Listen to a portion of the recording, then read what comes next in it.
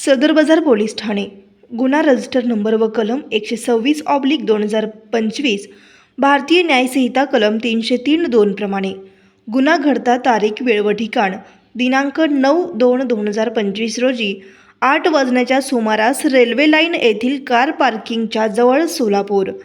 गुन्हा दाखल तारीख व वेळ दिनांक 13/2/2025 रोजी 10:17 फिर्यादीचे नाव संतोष कोफाडी पवार, वयवर्ष 42, राहता नीलमनगर माळीनगर रोड, शांताई आश्रम शाळेच्या पाठीमागे सोलापूर।